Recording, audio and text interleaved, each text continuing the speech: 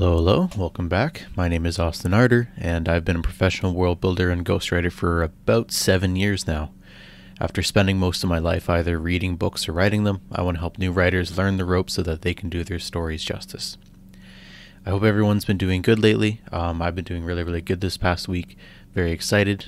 Today we will be covering one of my favorite pieces of advice that I regularly give out to people, both writers and clients that I work with, that are trying to balance other life stuff with their writing work. If you've noticed that accountants and Wall Street brokers tend to have a lack of sci-fi space operas, you're not alone. I used to struggle with properly writing back when I was working in marketing for a few different businesses. I used to do my 12 hours of work a day, and then I'd set aside 2 hours at night to attempt to write, but because my battery was burnt out by the end of the day, I might have had maybe 10 minutes of actually writing. After I quit my business antics to try and become a writer, I noticed a huge jump in my creative thinking. At first, I thought it was because I had more time and focus to dedicate to my projects, but it turned out to be a lot more than that. Studies have shown that creative thinking activates the right hemisphere of the brain region, while non-creative thinking activates the left hemisphere.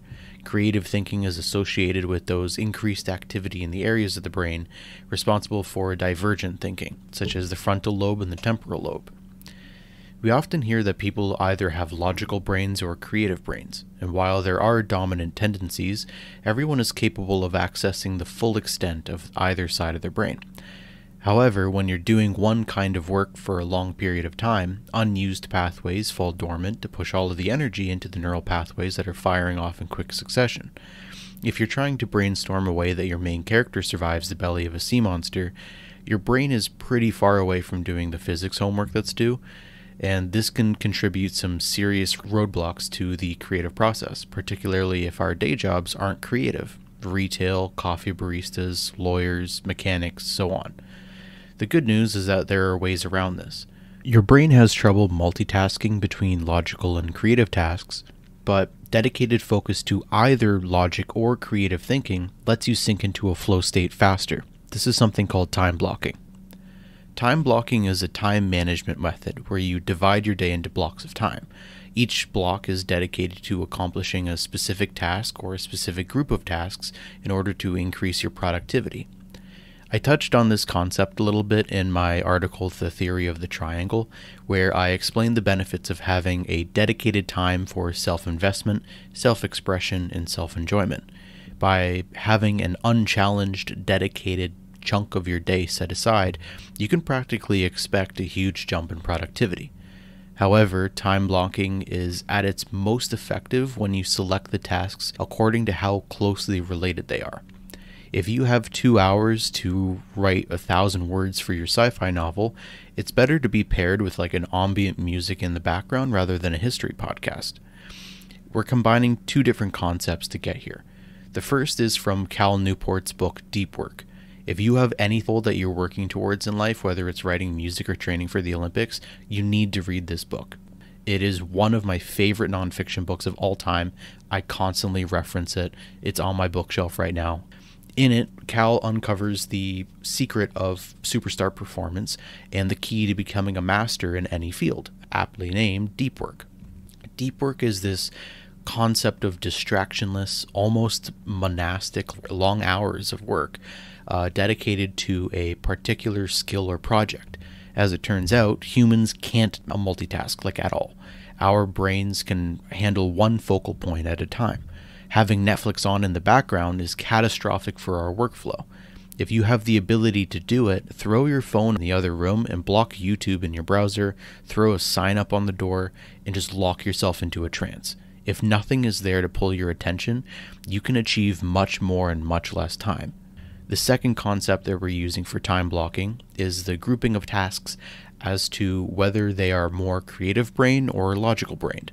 As a direct quote from Deep Work, when you switch from some task A to another task B, your attention doesn't immediately follow. A residue of your attention remains stuck thinking about the original task. This residue gets especially thick if your work on task A was unbounded and of low intensity before you switched. But even if you finish task A before moving on, your attention remains divided for a while. According to Sophie Leroy, people experiencing attention residue after switching tasks are more likely to demonstrate poor performance on the next task, and the more intense the residue, the worse the performance. The idea is that the lingering attention lodged that's attempting to use your logic brain circuits to complete the thought train is like trudging through cement when you want to transition to a creative brain task. If you have consecutive deep work periods of fiction work, and then in the next minute you're doing your taxes, the layover period in between will be massive. It's also a big enough gap for your brain to convince you that you deserve a break to binge watch something.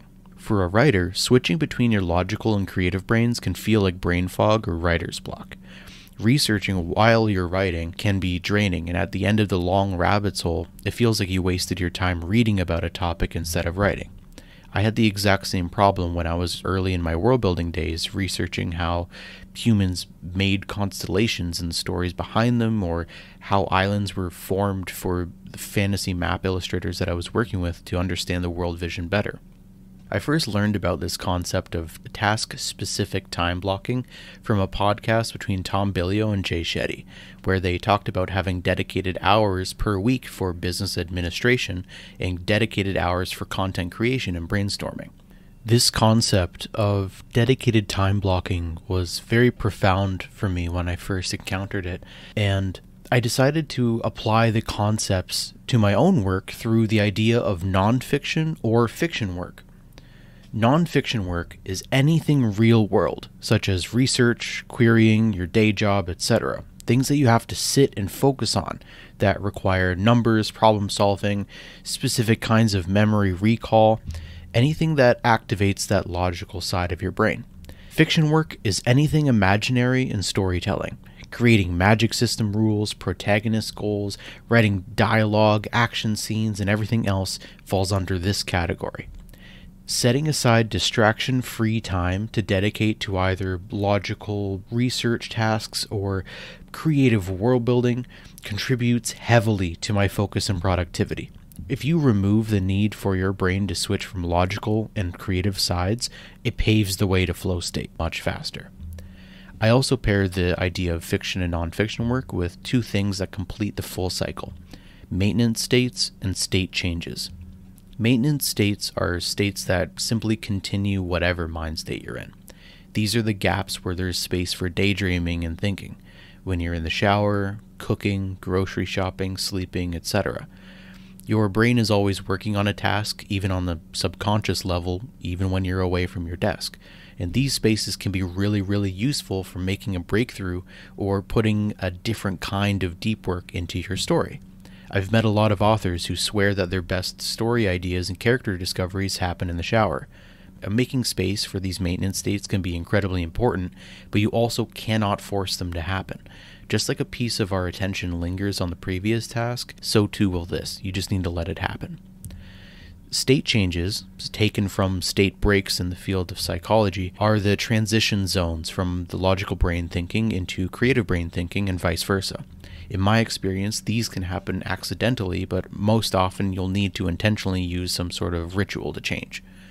When I'm changing from a nonfiction state into a fiction state, I'll try and get my mind enraptured, not overwhelmed with imaginary worlds. I'll watch a new movie related to the genre I want to be writing in, or read a book or two, so on and so forth. Syncing into D&D and music is really good too. I'll go through digital art on Pinterest and listen to a writing playlist. You get the gist. As soon as your mind gets excited and gets into an extended flow state and asking what-if questions, you're on the right track. The goal here is to get your brain to complete the sentence and fall into the next one to hit the ground running.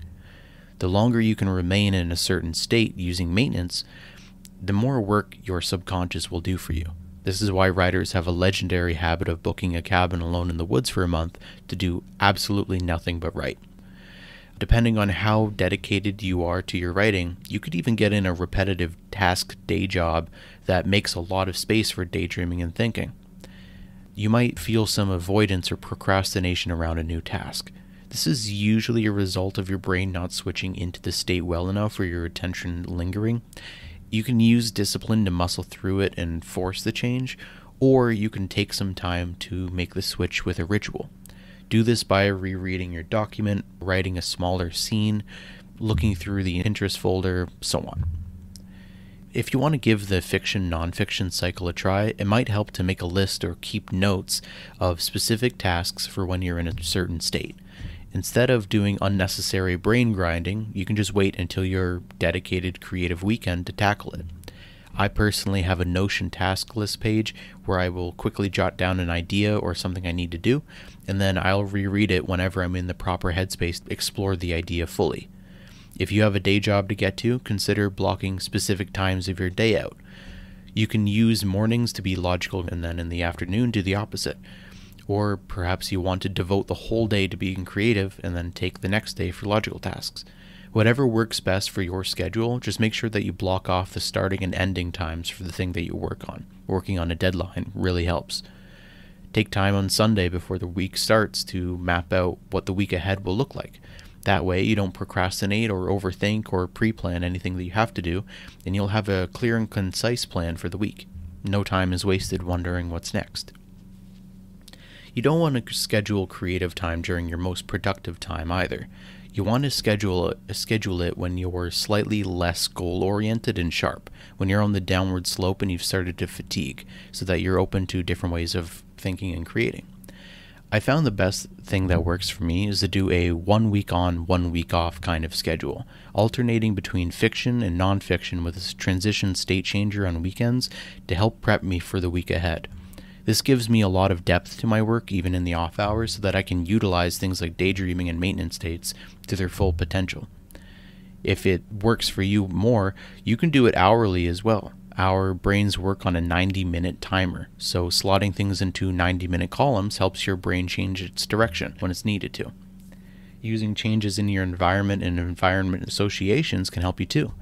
When you come home from your engineering job, throw on some themed music on the ride home, make some dinner to decompress, and put on a Netflix show that relates to the genre of your work to change your brain's direction from the stress of the day. Then head over to your desk where you've been working on your next bestseller, and you'll be able to sink into it easier. Listening to the news and then popping open a tab as soon as you get in the door is not as effective compared to this. Pairing the nonfiction and fiction work period method with the theory of the triangle is a recipe to become super productive. You can hack your own psychology and avoid burnout, write stellar stories, and put in the work that you need to do to achieve your dreams. I'll leave the link to my article in the show description, so you can just click that, give it a quick skim through, you'll get the gist pretty fast. Also, try to figure out what time of day you're most productive and when you feel the most creative. This might be one of the more important pieces of advice that I can give to a writer.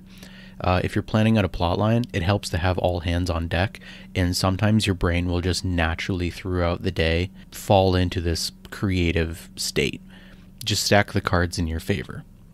That is all I have for today. If you enjoy this podcast as much as I did, rate 5 stars, send it to a friend. You can follow me for more tips and tricks and book reviews on AustinArdor on all socials. Please let me know how I did with this. I'm always looking to improve. I genuinely want to know if there's anything that I can do better. You can reach out to me again at AustinArdor on all socials.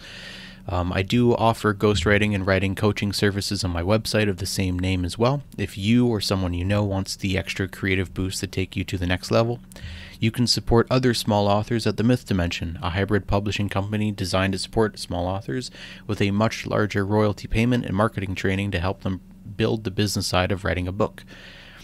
That's it. Thank you for everything, and I'll see you in the next one.